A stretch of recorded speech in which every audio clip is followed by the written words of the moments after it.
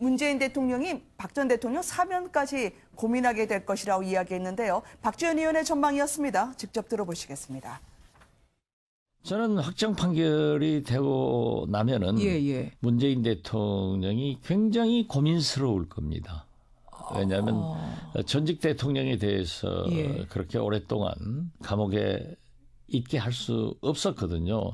이제 박근혜 대통령을 감옥에 넣어놓게 되면은 저는 문재인 대통령이 상당한 부담을 느끼고 또 특정한 지역에서 저항이 있기 때문에 정의로운 국민들은 당연히 사면을 반대할 것입니다. 그렇지만은 상당한 지역에 그러한 것에서는 또 일어나고 있다.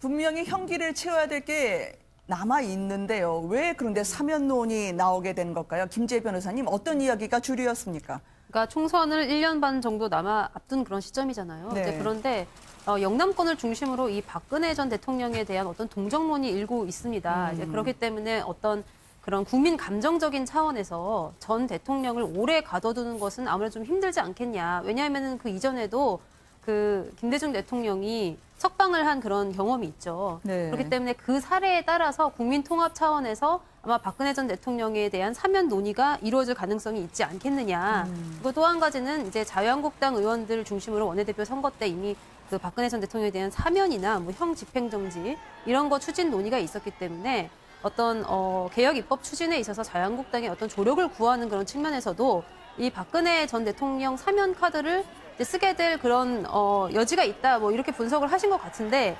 그런데 문제는 지금 아까 말했듯이 그 전농 회원들도 그렇지만 같은 편 내의 반대가 만만치 않으리라는 그 점에서 총선을 앞두고 선거구도에서는 내 편, 네 편에 굉장히 뚜렷한 대립 구도가 형성이 돼야 되는데 오히려 정치적으로 좀 더 부담감이 생기지 않을까 이런 생각이 좀 들고요. 그래서 박지원 의원이 박근혜 전 대통령이 굉장히 요즘에 많은 관심을 보이고 있는데 지난번에도 4월 석방설을 한번 언급하신 적이 있죠. 근데 과연 박근혜 전 대통령 카드가 실제 정치에 적용될 경우 어느 정도 지금도 파괴력을 발휘하고 있을까? 이거에 대해서 너무 미지수이기 때문에 뭐 그렇게 큰 모험을 감행할 필요가 굳이 있을까 싶습니다. 네. 그런데 말이죠. 아까 이영자 문 대통령이 영남도 갔지만 그곳에서는 아직까지 박근혜 전 대통령의 동정론이 있고 서서히 북상 중이라는 거 아닙니까? 문 대통령 입장에서는 고민이 될까요? 이거 풀어드리고 특히 그게 총선 직전이면 보수가 깜짝 놀라서 와해되거나 분열이 될 수 있는 가능성도 있잖아요. 저는 정치적으로 박근혜 전 대통령의 사면이 오히려 통합 기조로 가고 있는 보수의 분열을 다시 한번 초래할 수 있는 카드는 될 수 있을 것 같습니다. 이를테면 사면한 박근혜 전 대통령을 어떻게 예우할 것인가 문제를 놓고 또 친박과 비박 사이에 싸움이 있을 수 있겠죠. 제가 또 나경원 원내대표님한테 혼날 것 같습니다만. 괜찮아요. 그러나, 홍길동이 왜 나왔겠습니까? 그러나 이 문재인 대통령 입장에서요. 정부의 지지율을 끌어올리기 위해서 박근혜 전 대통령을 석방한다? 저는 이런 박지원 의원의 분석은 맞지 않다고 봐요. 지금 지지율이 정체되고 떨어지고 있는 가장 주된 원인은 경제 문제입니다. 이영자도 20대 영남 자영업자지만 여기서 핵심 키워드는 자영업자 아니겠습니까? 이 경제 문제와 박근혜 전 대통령의 사면과는 어떤 연관성도 없고요. 또 하나 지지율이 떨어지는 원인은 기존의 지지층, 진보 세력이 지금 실망하고 있다는 점입니다. 민주노총, 그리고 아까 전에 이해찬 의원실 앞에서 농성을 했던 전농 같은 세력들. 이런 세력은 보다 선명한 적폐 청산을 요구하고 있습니다.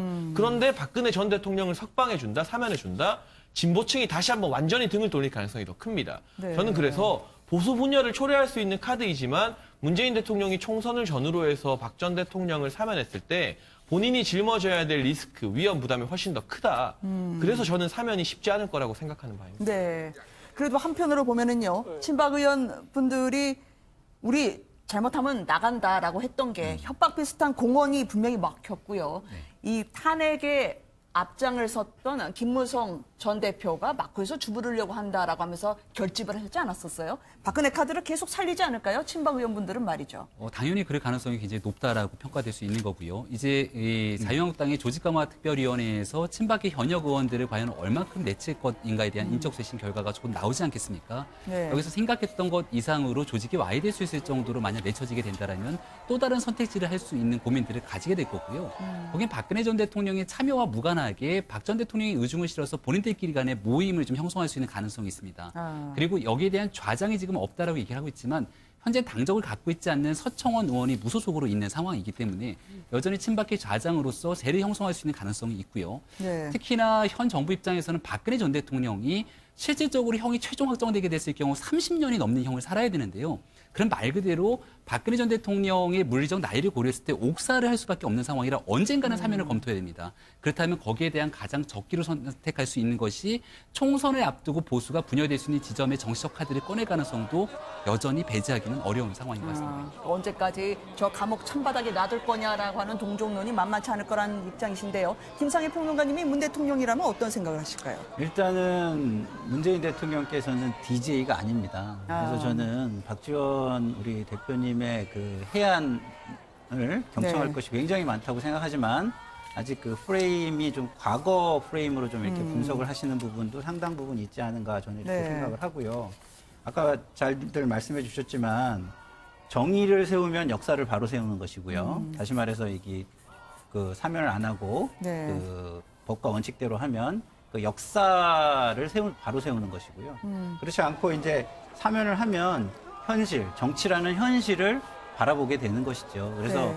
그때 상황에 가서 앞서 두 분이 말씀해 주신 것처럼 그때 상황에서 이것이 정의를 세우는 것이 맞느냐 아니면 내가 이 정도면은 대타협이라는 명분 내지는 총선에서의 현실적 득실이라는 현실 이 두 가지를 네. 감안해서 사면을 할 것이냐라는 걸 놓고 박지원 대표께서 말씀하셨듯이 아주 고민을 하게 되지 않을까 이런 생각이 듭니다. 네.